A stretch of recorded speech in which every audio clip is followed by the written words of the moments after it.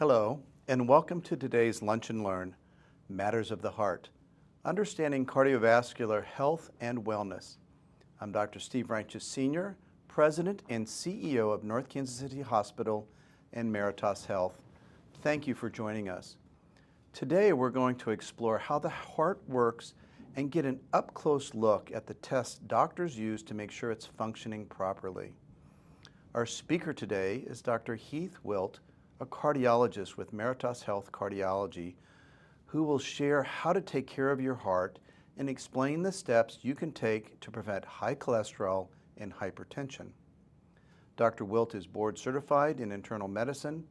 After earning his medical degree from the Kansas City University, he was an internal medicine resident at the University of Missouri Kansas City School of Medicine, where he served as chief resident. Dr. Wilt did his fellowship training at the University of Cincinnati, where he won the Outstanding Fellow Award. In 2019, Ingram's magazine named Dr. Wilt one of their top 20 doctors. If you have any questions during this presentation, please submit them using the Q&A feature below. We will respond to them at the end of today's discussion. And now, please join me in welcoming Dr. Wilt. Well, thank you, Dr. Ranches. It's a pleasure to be here. It really, really is. As you mentioned, I've been a board-certified cardiologist for about a decade with North Kansas City here, about a year now. So this is always a pleasure. I really do always appreciate the opportunity to do outreach and make sure that we have an opportunity to talk about subjects like this. So with today's talk, it really comes from, I think, a summation of about 10 years worth of practice where I hear a lot of recurring themes and questions, particularly when it comes to not only what we can do to put ourselves in a better position to protect ourselves from heart ailments down the road, but also things that we might never really knew what to ask until we're sitting in front of that cardiologist. So that's kind of what this talk is geared around. It's both an introductory, a cursory discussion on things that maybe you want to be looking for when you're meeting with your healthcare team, or if there is a new diagnosis, maybe some of those questions you weren't really prepared to think about or ask. So I've provided what I consider an aim or some concepts that I really want to go through here today. But again, the whole idea is understanding a lot of the basics when we come to cardiovascular health, the diagnosis, and then really what we do on the medical side to confirm the diagnosis and work for an individualized plan that would be specific for an individual. So when I meet with my patients, the first thing that I always like to tell them is to think of the heart like a house. And inside that house, you've got the general structure, things like the roof and the door and the windows, the integrity of the walls, and that's the same thing that we do with the heart. So one of the first things that we're always looking at the heart is how well is that heart functioning? In other words, what is its strength? Are the doors that help to channel the blood moving back and forth, are they of sound integrity? Are there leaks? Are there narrowings? Are there holes in the roof, so to speak, that may cause a problem down the road? Inside the heart, we also have the whole concept of kind of an electrical issue. So inside that house, you have to have wiring to allow certain functions of the heart to work appropriately. And it's the same thing with the heart. We rely on a conduction network to help that heart create its normal heartbeat pattern. And if there's a disruption, we may be left with a slow heart rate or a fast heart rate that may impact long-term health. And then lastly, inside that house, you've got the plumbing. And this is where I think a lot of people correlate disease with the heart and in issues that might come up like the old blockages or the elephant on the chest that might suggest something like the need for an intervention. And we'll kind of dive into that as well. So again, going back to just the overall function or structure of the house, what we're really doing here is we're looking for the integrity of the pumping strength. And when that doesn't work, the general term that we refer to is something called heart failure. Now, like I said, inside the structure of the house, even if the walls aren't sturdy, in other words, if they're not on sound grounding and there's concerns about a weakened heart, we also have to look at the doors that are helping to open and close and funnel the blood. We refer to these as valves. There are 4 general doors or valves in the heart, and they can be leakied or narrowed. The terms that we use would be regurgitation for leaky or stenosed in the case of narrowing. And then sometimes you get some oddities like holes in the heart, some things that maybe we were born with or something that was dismissed and now showing up at a later time in life. So when we go to look at the structure of the house, one of the most common tests that we will order is something called an echocardiogram. And you can see on the screen here, you've got an ultrasound picture that's showing the heart pumping in different angles. And this is one of the simplest tests that we can use to really get a good idea of whether or not that heart is showing signs of abnormal function. A lot of times we refer to something called an EF. Well, we derive the EF, or ejection fraction, which is one of the markers of pumping strength, from an echocardiogram. And then also I'll show you moving forward, we can also get an idea of whether or not there's abnormal communications like the holes or leaks. Another test that we may order is something called a CT scan. Now, CTs are very readily in today's medical community. CT scans of maybe the blood vessels or the head if we're concerned about something like a stroke. We can also do one of the lung if we're concerned about COPD, or spine for broken bones or stenosis. In this case, the utility for a heart CT is really to look at signs or suggestions of abnormalities within the blood vessels. What I have on screen here is something called a calcium score, or a cardioscan. This is a very useful tool that we've been using in the last decade very readily to help assess for long-term potentials through the hardening of the arteries. And you can see in this top corner here, we've got a heart that's outlined in black and white. None of the little white stuff, which you can start to see in these other pictures here, those white streaks are calcium. Now, we want calcium in the bloodstream. That's important for bone growth and certain functions of the heart that you require elements like calcium or iron or other minerals. But we don't want calcium depositing itself in the blood vessels of the heart. That's a term that we call atherosclerosis. So this is a very common tool that we can use maybe on the screening side to see if we're developing atherosclerosis at an abnormal level or prematurely. Now, as an extension, another view of a CT scan we can do is where we make some modifications. And in this case, you can see this beautiful, brilliant outline of pictures where we're seeing a 3D reconstruction of the heart. We can look at the course of the blood vessels. Or in the lefternmost series on the screen, you can see where we're actually starting to see blockages starting to form right there where that arrow is, or blockages that may impact the blood flow of the heart. Another type of imaging modality that we may use for the heart to, again, assess the overall function or integrity of the heart is something called an MRI. So again, a very familiar term, but an MRI of the heart gives us the capacity to do something that other imaging modalities can, and that's actually look through the walls into actually what is in the makeup of the heart. So the one that you can see with this red and orange mosaics, that's where we're looking for something called an infiltrative disease. This special MRI is helping us to see another disease process starting to encroach itself and affect the heart. The one that's over here on the top right shows a very thick walled in the middle. That's a congenital defect where the heart gets too large too quickly, and that can sometimes obscure or block the blood flow leaving the heart. And then the other pictures down here are really to help identify problems that have existed previously with the heart. This one here, an old heart attack, where we can see a white stripe, which is an old scar tissue that might impact the long-term health. And then the last picture is just a narrowed valve that we're, again, using this to gather more information to develop an individualized plan of care. Now, kind of going back to one of the more common ailments that affects the structure of the heart, this is heart failure. Heart failure is a very, very common but important cardiac diagnosis that really can impact one's quality of life and life expectancy. So again, this might be a very brand new term that might be specific to one of you or a family member. And the concept or the purpose here with this talk is to not only identify things that might come up in the management plan, but again, maybe spur a discussion point or a question when you meet with your medical team. So again, in heart failure, the whole concept here is you're having a lack of a pumping strength. We referred to a term earlier called the EF, or ejection fraction. This is a very good surrogate or marker that we can use to monitor the success or regression of the diagnosis moving forward. So that's usually something that once people have the diagnosis of heart failure, it's a very common term at the front of their mind to help and track. Now, when it comes to heart failure, there are really two concepts of causes for heart failure in the United States.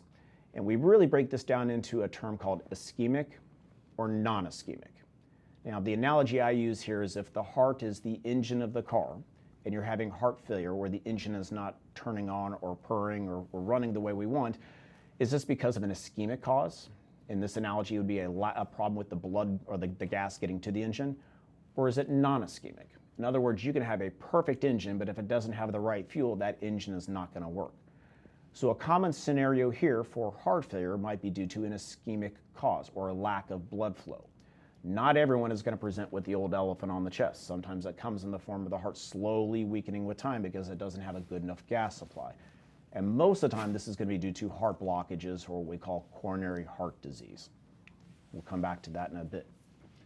The other cause is maybe the gas line is perfectly open, you've got the freshest premium gas in the car, but the engine still isn't working. Well, in this case, we're dealing with a non-ischemic cause. In the United States, one of the most common causes for non-ischemic heart failure is heart failure.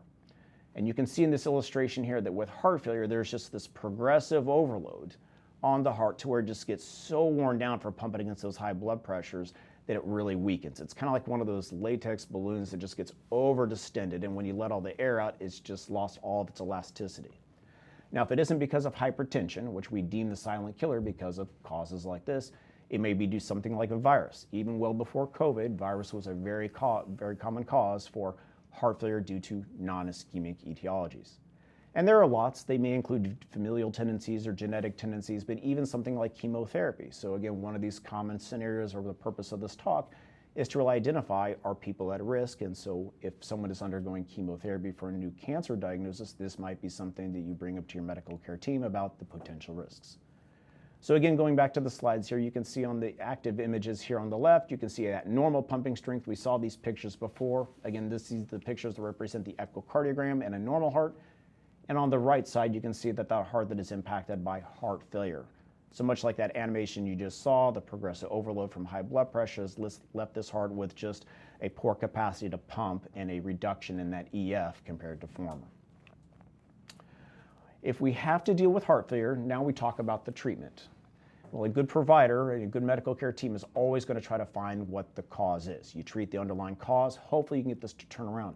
Sometimes that's possible, sometimes that's not. But again, going back to what are the underlying mechanisms. If this is ischemic, you could do all the work on the heart you want, but unless we get those blockages cleared out, you may not get left with a recoverable heart. If it's non-ischemic, whether it's a virus, a chemotherapy, or maybe high blood pressure, again, we're trying to reverse anything that might be contributing to ongoing process and hopefully find medical therapy that tries to improve that pumping strength, take the stress off the heart.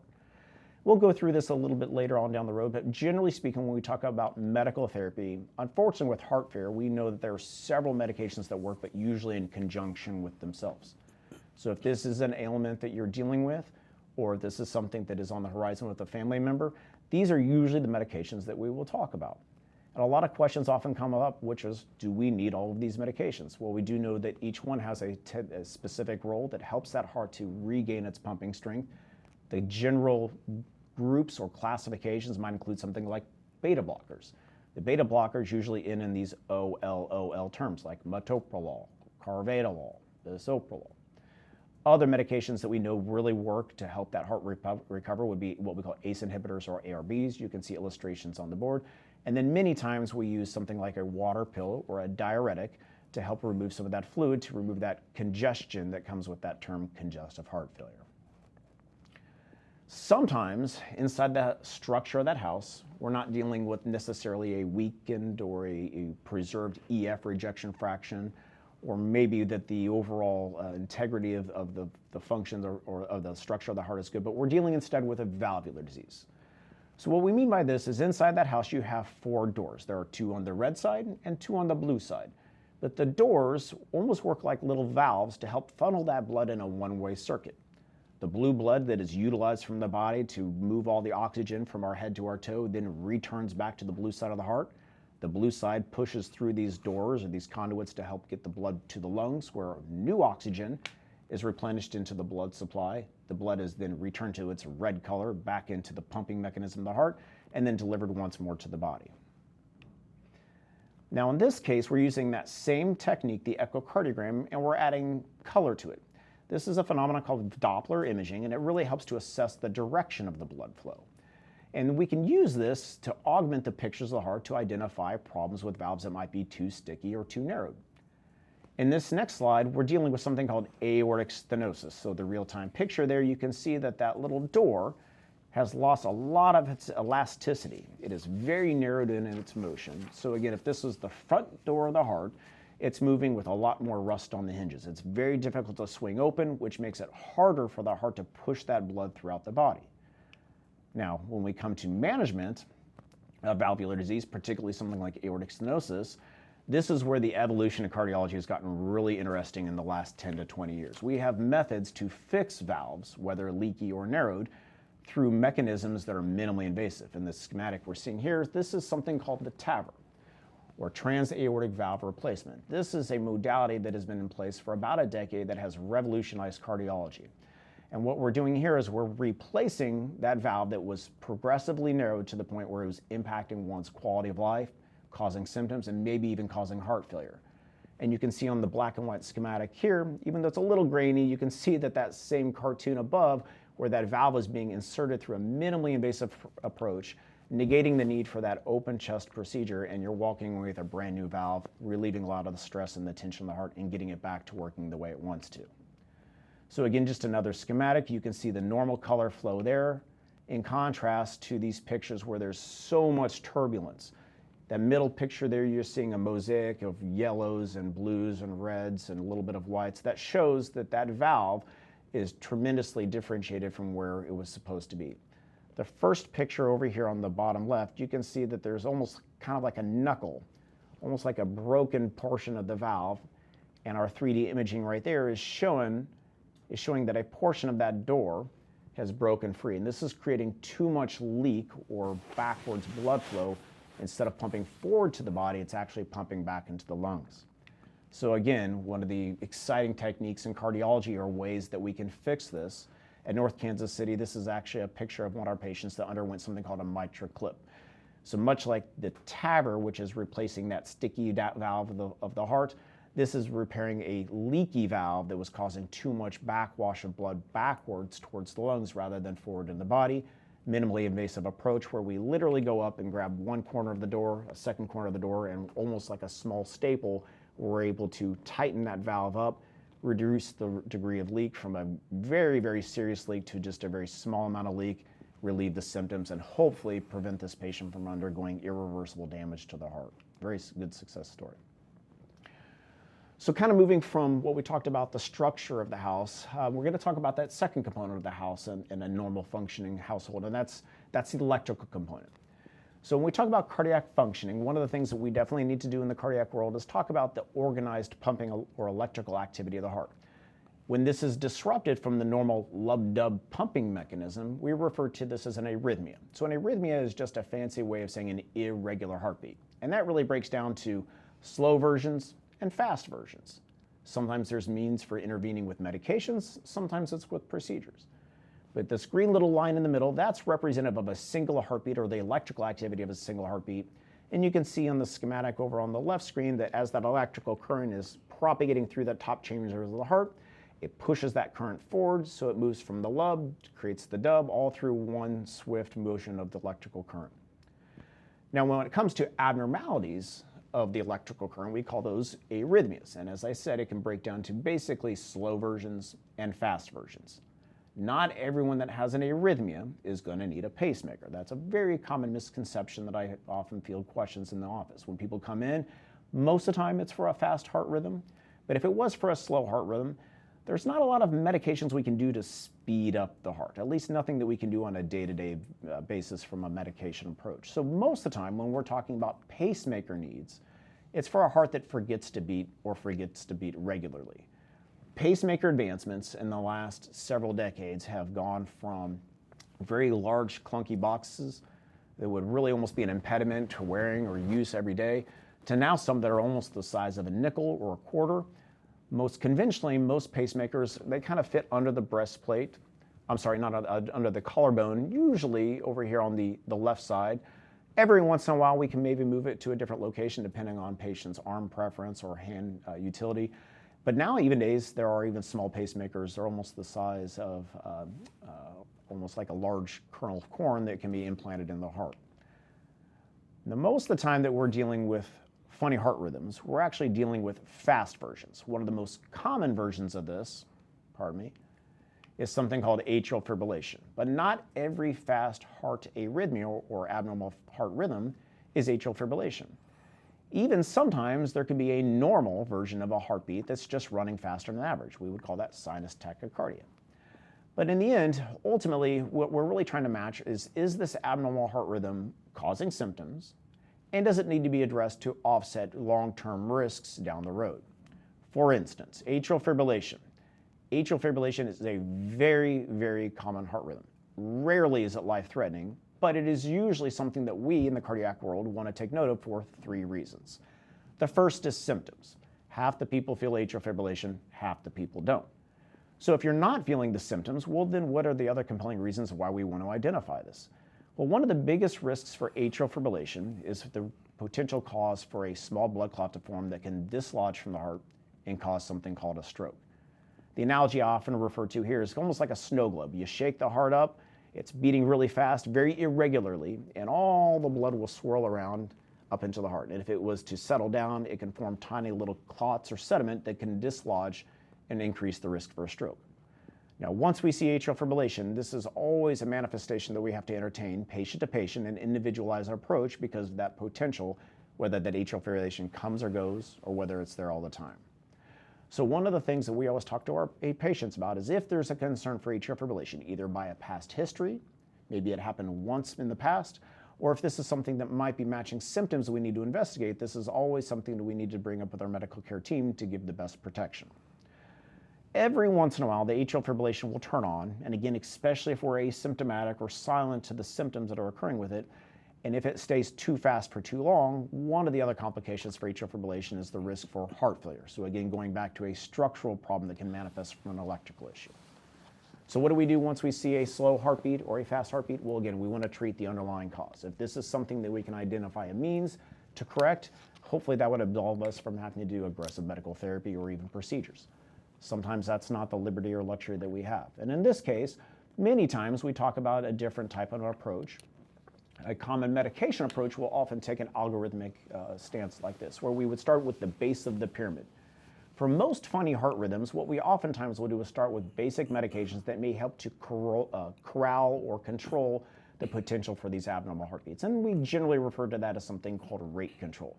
The medications here would typically be common blood pressure medicines, not necessarily for the primary indication of affecting the blood pressure, but instead those properties that come with those medicines to help slow down the heart or keep it from beating abnormally. Sometimes that works, sometimes it doesn't. If it doesn't, we move up the ladder to what we call rhythm control. This is where we would pick and choose a medication that might help to control the heart rhythm, but we have to pick and choose based on certain factors in someone's health. And so some of those might be good for one person, may not necessarily be good for the next. Now, every once in a while, whether that works or doesn't work, we also entertain the possibility for an ablation. Ablation is where we move beyond a medical therapy. And this is where we're actually involving invasive techniques, even if they can be done minimally invasive, to find that abnormality, almost like calling the electrician to the house and finding where the short circuit is and then fixing the short circuit and hopefully terminating the problem to rely less on problems down the road or other medications. All right. So as we kind of continue to move forward, we've talked about the structure of the house, we talked about the electrical aspect of the house. Now we really kind of get into the plumbing, and I think this is where most people have a general understanding of cardiac needs. And in this case, what we're really talking about impairments of the blood flow, and those impairments in the blood flow might alter the electricity of the heart. They may alter the overall function of the heart. And generally speaking, when we talk about blood flow problems, many times we're talking about coronary artery disease, so the old elephant on the chest, if you will. Well, we know that not everyone, as I mentioned earlier, is going to have the old elephant on the chest. Sometimes the manifestation for a blood flow problem comes in the form of a low pumping strength, kind of going back to that term we referred to called ischemic heart failure. Sometimes it can manifest in the sense of an abnormal heart rhythm. That atrial fibrillation might be one's manifestation of a heart blockage. It could also be some of those other abnormal heart rhythms. But nonetheless, we have to underscore the potential for a blockage to maybe present in a way that's not the classic. Now, even kind of speaking on the classics, I think many people are familiar with general concept of chest discomfort. People ask me all the time, is this a symptom I need to worry about? Well, there's an old adage that especially for females or diabetics or diabetic females, the symptoms may be entirely inconsistent with what one might expect for looking for a blockage. So we know that chest pain is a common scenario. Now, chest pain descriptions may be pressured, it may be sharp, it may be just a general discomfort or heaviness. I've had too many people tell me it was never really a pain, just didn't feel right. And I think that's really the term that we want to underscore for our patients. If you're experiencing something that just doesn't feel right, it's time to get investigated. You know, we're in an era where the American Heart Association is really wonderful at promoting education and public awareness. And we do events like go red, or the wear red in February, but it really underscores the understanding that not all people are going to present with the classic symptoms. Women are much less likely to have complaints of chest discomfort and more likely to have discomfort in their jaw, their neck, their shoulder blade, or perhaps even something that just is a little difficult or different, like heartburn that's coming out of context, or feeling like they had the flu. The point being is, if it comes in a manner that just doesn't feel like it's something usual for you, it's time to get investigated or talk to your doctor about. And if there is a concern for maybe a heart blockage, well, then we might be entertaining the thought or consideration for something like a stress test. And a stress test is a very simple design. It's a matter of getting two pictures of the heart, whether it's an EKG or a sonogram, the echocardiogram, or something like a nuclear camera, which looks at the blood flow of the heart. And in a stress test, what we really want to do is take a picture of the heart when it's at rest, and then repeat the picture when the heart is working harder. And we can get it to working harder by either the old-fashioned way, which is getting the heart up to a certain workload. Usually we do that with a treadmill. But for some patients that don't have the capacity, whether it's because of an orthopedic issue or because of another health ailment, we might rely on a pharmacological, or what we call a chemical stress test. And there are different types of chemicals, but in a general sense, most of the chemicals don't work in such a manner that they make that heart work harder, like the treadmill, but they work instead by different premises they alter the blood flow patterns. And once we compare the pictures, whether it's from using the treadmill or a chemical, we're just looking for a difference. And in this picture here, you can see that the patient's baseline EKG looks different through a slurring of that recovery pattern. In this picture, you can see that the blood flow fills in the heart fairly uniformly, and after the heart is working harder, there's a big defect missing. That would again imply that there is a problem limiting the blood flow in that area of the heart. Or in the sonogram, whereas the heart pumps normal at rest, we're now seeing a little bit of difference in its gated mechanism. It doesn't quite pump with the same level of control. All of these would constitute concerns for a blockage that has altered the blood flow picture. Sometimes we don't have the liberty of doing a stress test, but instead a heart attack hits us before we have the chance to investigate. Well, in this cartoon here, it really is showing what is happening underneath the surface. You've got a small portion of the blood vessel that gets irritated and starts to accumulate portions of the blood. This is where the heart is trying to stop a crack or a bleed or a disruption in the blood flow pattern, and a blood clot is forming. This is why we give aspirin right up front, first thing possible. If a blood clot is forming, we don't want that blood clot to form until we have a chance to intervene. Because if a blood clot forms, it's going to occlude or choke off the blood supply to the heart, and you're left with an irreversible damage to that portion of the heart muscle. If that happens, or by extension of having a stress test and not having a heart attack, but trying to get to the point where we want to avoid that, we may entertain something called a cardiac catheterization. Again, the concept here is to refute or confirm the presence of a stress test, or maybe just the symptoms that are very concerning for a heart-related event. And in this case, what we're doing is we're going to insert a small IV, kind of like a line of cooked spaghetti, either from the wrist or the leg, up close to the heart, and then from there we're able to use sophisticated equipment to identify a blockage and potentially intervene if needed. In a cardiac catheterization, if there is a blockage, this is the type of procedure that would ensue. Once we see that blockage, we're able to insert a small little catheter, which usually has a balloon attached to it. We're able to inflate that balloon, and now we've reestablished the blood flow. We've kind of opened up the highway, so to speak, and got all the lanes traveling again. Many times in today's era, if there is a blockage, not only does that blockage get expelled by a balloon, but we would also put in a scaffold or a small layer of stenting to maintain the integrity of that blood vessel afterwards.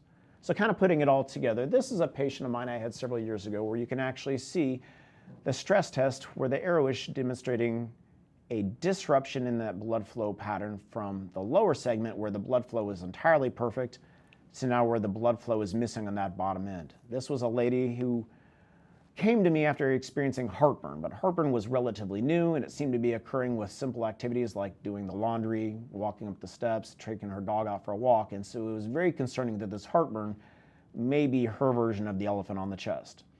Ultimately, we were able to get to the cardiac catheterization, and when we turned and looked at the backside of the heart, there's a very critical blockage right in this area where you can see that there is a blockage that is formed that we were able to fix, and her symptoms went away.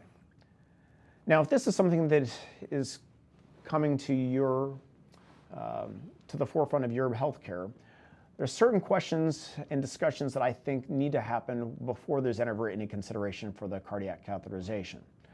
And really one of these is, if we come to find a blockage, one of the things that we will certainly need to do is talk about doing a blood thinner. Now, blood thinners, in quotes, really come in the form of medicines that are similar to aspirin or maybe a little bit stronger to aspirin. And the most common ones we would use are a medicine called Plavix, also known as clopidogrel, a medicine called Brilinta, or a medicine called Effient.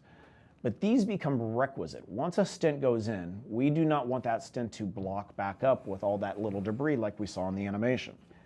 And to absolve that from happening while that stent is healing, and that may take upwards of a year, we often talk about these blood thinners that need to be started and continued without interruption.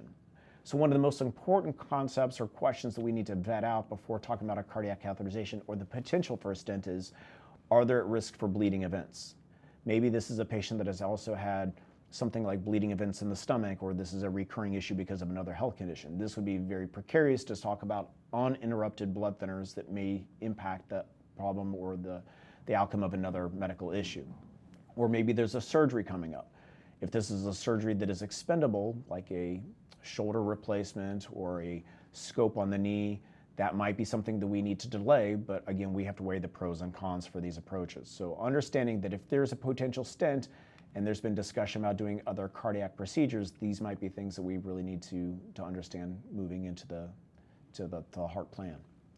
So again, kind of moving down, really what I want to talk about now is, as we've kind of identified some of the more common cardiovascular ailments and what we might do from a testing standpoint to identify or treat or manage, I also want to make sure that we kind of understand what we can do to keep ourselves from having to do these pictures or do these types of tests or come to that diagnosis. And most people are very familiar with, I think, a lot of the common risk factors that might impact one's cardiovascular health. Now, there are certain ones that we can control and some that we can't control. We cannot affect the fact that the longer we stay on this earth, the higher the probability there will be for some type of cardiovascular ailment or atherosclerotic changes of the heart. Can affect our gender in the sense that males are inherently born with a higher predisposition just because of circulating hormones, whereas females typically are offset from those gender-based differences because of that protective quality of the estrogen and progesterone up front until menopause years. Other factors like family tendencies or ethnicity, again, are usually things that are beyond our control, but there are several that are. And these are what we call the modifiable risk factors. So Dr. Reintjes earlier on talked about how we can manage about hypertension, cholesterol. That is certainly an aspect I want to talk about in this talk. For instance, hypertension.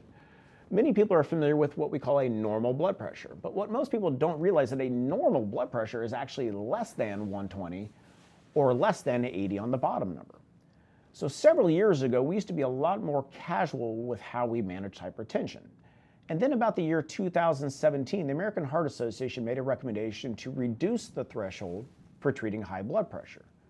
So what was once a threshold at 130 to have a generalized awareness of possibly leading into what we call pre-hypertension, the American Heart Association in 2017 said we really should be treating blood pressures at 130 or higher. And what we realized, the reason they made this change in 2017 is by making that change and treating blood pressure more aggressively up front, we were able to reduce the incidence of 3 million cardiovascular events per year. This includes stroke and heart attack. So this is a good schematic that basically shows, I think, what is not unexpected, which is as blood pressure goes up, so does the relative risk of a cardiac event, in this case, particularly stroke. And as I referenced, that 38% rise in the number of high blood pressure deaths between 2005 and 2015 was part of the reason that the American Heart Association and the American College of Cardiology suggested that reduced threshold for management. Again, this is just another schematic which basically shows that over time, high blood pressure will accrue an additive effect. So it's not just the stroke, but in this case, it's the risk of any major adverse cardiovascular event. This could be a hospitalization for heart failure. We saw that picture earlier where the heart beating its high blood pressure, that silent hypertension or this silent killer eventually catches up to the heart and causes an incident event where suddenly the patient is having a hard time moving around, can't keep up with activities of daily living. landed in the hospital for heart failure. But hopefully, it's also nothing like a stroke that we cannot undo, or a heart attack where we didn't have the capacity to intervene in time. So when it comes to management of the blood pressure, there are lots of things that we can do from a diet and lifestyle standpoint. But much like we talked about with heart failure, there might be the need for intervening with medications. Medications can be very effective with minimal risks, and it all comes off to that trade-off. One of the most common medications that we might use for blood pressure are something called calcium channel blockers. And you can see some of the common forms in the middle there. Amlodipine, a very common medication, verapamil, diltiazem. The way that these work is they relax the blood vessels, particularly amlodipine. Amlodipine works on the blood vessels furthest from the heart. So the blood vessels furthest from the heart, kind of like the ones that stretch out to our legs or our arms, it's kind of like a soaker hose in the garden. Once the blood goes in, the hose is slightly enlarged by the end, and that reduces the tendency for high blood pressure. Now, as a consequence of that same analogy of the water passing through the garden hose, the soaker hose in the garden, you might see some of that water seep out. So one of the more common side effects for these medications might be something like puffiness in the ankles. Generally benign, but sometimes that's very problematic, either from a sightly standpoint or from a symptom standpoint that may suggest the need that maybe these aren't the best fit.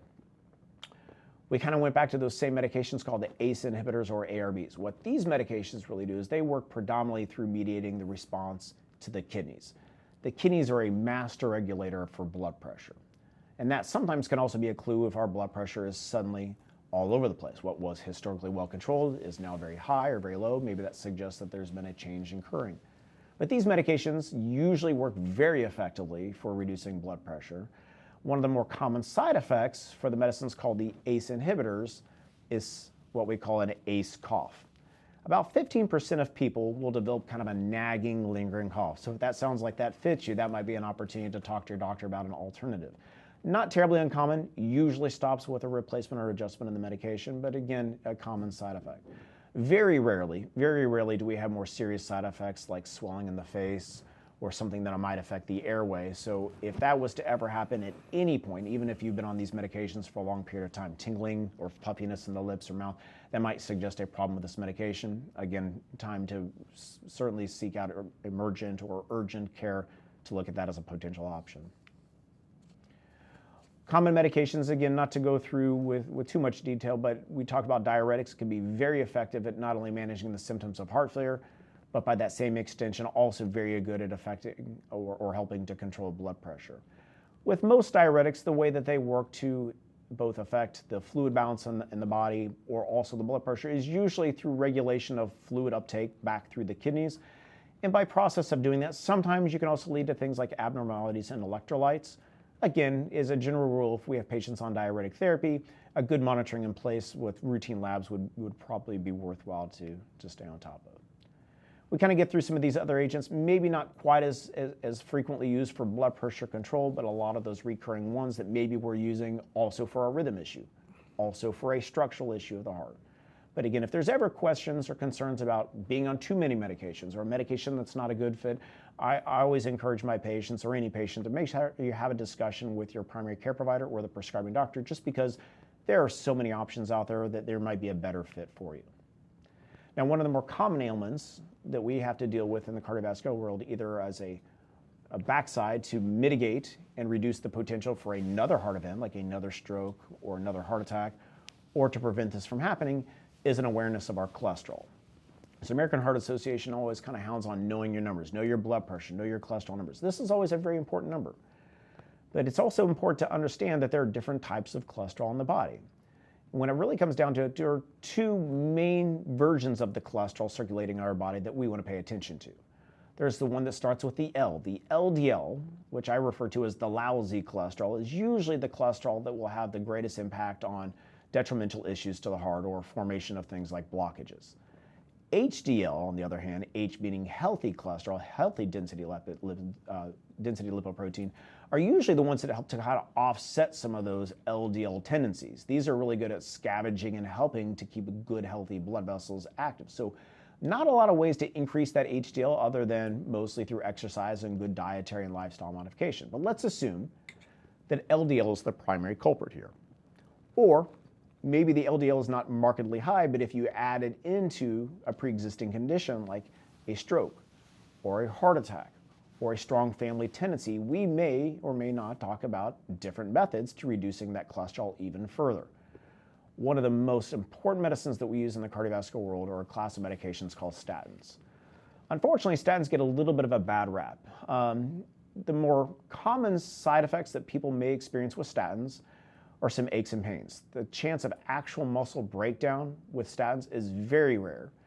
And the incidence or potential for aches and pains for statins, quite honestly, I would concede probably exists anecdotally from the number of patients that I've seen with them, but also when we compare to things like sugar pills, there really isn't a big difference. So sometimes I think the aches and pains almost come as an expectation. But the reason that we utilize the statins in the cardiovascular world is because they do something that some of the other medications cannot do. And really when it comes down to it is besides making the numbers look better, they have the ability to help to stabilize a growing plaque. And what I mean by stabilize it is think of it like a simmering volcano. The unfortunate truth is most heart attacks come from a volcano that's just kind of sitting there simmering before it actually erupts. In other words, it may not necessarily be something that's on our radar because it really hasn't caused any noise or problems until it suddenly expresses itself. And if there is a simmering volcano or a very fragile blockage that is early that maybe we aren't catching by early symptoms or catching on any of the tests we've done so far, the statins really help to come by and stabilize that volcano from erupting. So they help to stabilize a very unstable plaque.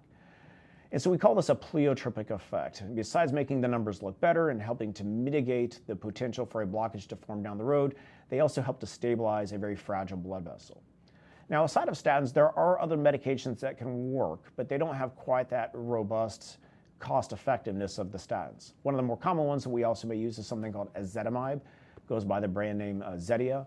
This works to help to block cholesterol absorption. Sometimes that's a reasonable option for patients that can't tolerate the statins. But then there are other prescription medications, and this is really a growing field in cardiology just because of the impact of high cholesterols and the concern for certain medication classes, that there are a lot of medications that are starting to evolve in the cardiac world, and some patients find that these to be much, much more effective for their particular needs. But again, if there's ever a concern, both from a risk standpoint, but also a tolerance or intolerance standpoint, always an opportunity for discussion with your primary care provider or your specialist. So then it really comes down to what else can we do? Well, I think a lot of us inherently know what we really need to do. We talk about those modifiable risk factors, modifiable meaning things like blood pressure. We've talked about ways to monitor and manage that. Cholesterol, same thing. Smoking is unfortunately a very addictive habit, but if there's concerns for smoking or tobacco use in any form, having the means or discussion, or just at least the thought about what we might be able to do to mitigate that as a modifiable risk factor can go a very long way. And then a lot of it comes down to diet and lifestyle. And this really can be the difference between no medications or the need for one versus multiple medications. And I really can't harp on that enough, is that once we are dealing with the concern for any type of cardiovascular issue, whether impending or active, there is never too late to integrate dietary and lifestyle modification. So one of the trick questions I often propose to my patients is, how much activity do you think a cardiologist is going to recommend? And I think a lot of people are under this assumption that they're going to need to go out and start training for a marathon or prepare to climb Mount Everest, and it is nowhere to the breadth of what most people expect. In fact, the American Heart Association suggests that 30 minutes a day of simple walking will make a translatable difference in your long-term cardiovascular output. Your risk of a major cardiac event, like sudden death, is cut down by half once we implement that 150 minutes of walking per week. Risk of stroke and heart attack gets cut by a third. Even with seemingly non-cardiac issues like risk of dementia, diabetes, and even certain cancers all start to reduce with this simple implementation. So again, we kind of talk about the numbers there, but as we're starting to incorporate more routine diet and lifestyle, you will also find that just the simple conditioning aspect or the benefit of weight loss can really start to have an additive effect on blood pressure. This schematic here basically shows that roughly for every 10 pounds of weight loss, you drop about 3 to 5 points on your blood pressure. And again, that can be the difference between multiple medications or getting off one of the 3 blood pressure medications, or the risk of that pre-hypertension where blood pressures are starting to creep up towards that 130 mark. This could be the difference between starting medication or not needing a medication. And again, by that same aspect, if we're pre-diabetic, even just simple exercise and lifestyle modification may help to reverse some of those seemingly non-cardiac trends that may influence long-term cardiac health. When it comes to diet, we know the answer. Between the two pictures, we know which one we need to choose. But really, when it comes down to it, a lot of the patients ask me, well, what is the diet that we want to adhere to? I really recommend two diets, and both of these are studied through evidence-based medicine and are built into the algorithmic approaches through American Heart Association, American College of Cardiology. The first is called the DASH diet. The DASH diet really came out in the late 1990s, early 2000s. It was sponsored by the Institutes of Health, and it stands for a dietary approach to stop hypertension. And really the premise here is we found that by eating whole foods, whole in the sense that we're relying less on the packaged foods, less on the processed foods, you're shopping the outside aisles of the grocery store, you're incorporating more fruits, whole grains, vegetables, and namely awareness of salt intake, this really has a tremendous impact on blood pressure control. So this is really where we came up with a lot of the recommendations, particularly for our existing heart patients, like those with heart failure or heart attacks. If you limit your sodium to 2 grams per day, you can actually drop about 10 points on your blood pressure, 10 to 12 points on your blood pressure. So again, a substantial impact just through dietary and lifestyle impacts alone, without maybe having to add a medication. Now, the Mediterranean diet is one I think a lot of us are familiar with, especially with the traction it's gotten in the last decade. Again, with the Mediterranean diet, it's similar to the DASH diet. Really what we want to do is put the emphasis on whole foods, consumptions of grains, lean meats, particularly with the Mediterranean compared to the DASH. This is more seafood-based proteins like salmon, and a little bit more of an emphasis on the healthy fats, like the ones that we get from avocados or olive oils or nuts. And we know that those healthy fats help us to reduce that long-term cardiovascular impact and usually preferentially impact those cholesterol panels that we're looking at. So again, the common themes here is when we start to reduce the sodium, we incorporate more whole foods like fruits that are richer in magnesium and potassium. They have the opposite effect of sodium, which really works to tighten up the blood vessels and retain water, driving up the blood pressure. Potassium, magnesium, higher fiber foods, they help to relax the blood vessels. They help to inherently cause that blood pressure to go back down to its resting tone. We have less processed foods, which means we're having less saturated fat, less animal fats that increase our risk for cardiovascular events, including stroke and heart attack. Less processed foods typically means less added sugar, less refined sugar. You're relying more on those natural sugars like fructose that come in fruits and some vegetables, and those definitely have a better impact on your gut biome and your cardiovascular health. And then they help to reduce long-term concerns for rising inflammation and cortisol, all of which can be impacted or amplify certain dietary, lifestyle, stress tendencies in our body. So again, really when it comes down to it, the emphasis that I want to leave here is kind of know your body. So much like we talked about with the symptoms, if there's something that's going on and it just doesn't feel right and you're not concerned or you have concerns about a cardiac impact, definitely talk to your primary care provider. And if there's concerns about not really understanding what your means are or what your concerns are, I would encourage you to be direct, or if need be, seek out a second opinion. It's your body and you need to be your own advocate, and certainly I think a good provider will listen to those concerns. One of the things that we kind of referenced earlier is American Heart Association really kind of prides people on knowing their numbers. So if you're not familiar with average blood pressure readings, if you're not familiar with your sugar numbers, if you're not familiar with your cholesterol numbers, again, this is a means to intervene or identify risks before we're trying to play catch up. And that doesn't necessarily mean that you're going to have to start a medication, but understanding the options or talking to a trusted healthcare provider might be able to take those numbers and turning them into a more favorable outlook for you. And then again, there really is no need to underestimate the emphasis of diet and lifestyle. Just because we may have put ourselves into a position where that wasn't commonplace up until now, it's never too late to stop, never too late to integrate a good, healthy habit. I always tell people, start with one thing. You're not going to turn your whole profile upside down in the course of a night, but starting to understand maybe I should rely less on eating out or eating out a certain number of days per week, or starting to take one aspect of your diet or your tendencies and turn it into a more favorable outcome. These all make a tangible impact on your long-term cardiovascular health. So again, I really appreciate the opportunity to reach out and talk to the community and really help us to understand what we can do to offer a better outlook for you. Well, thank you, Dr. Wilt. That was fact-filled and fascinating to hear. Before we start on questions, I have to tell you this story. There's a friend of mine I visited who had one of those aortic valve replacements, the TAVR that you described. I saw him on his procedure day, which was a Thursday.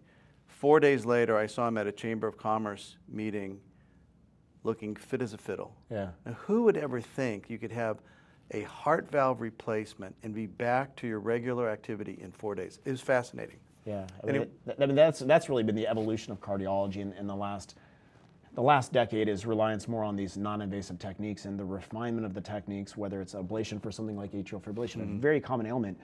The success rates continue to climb, what used to be 70%, 80%, now well over 90%.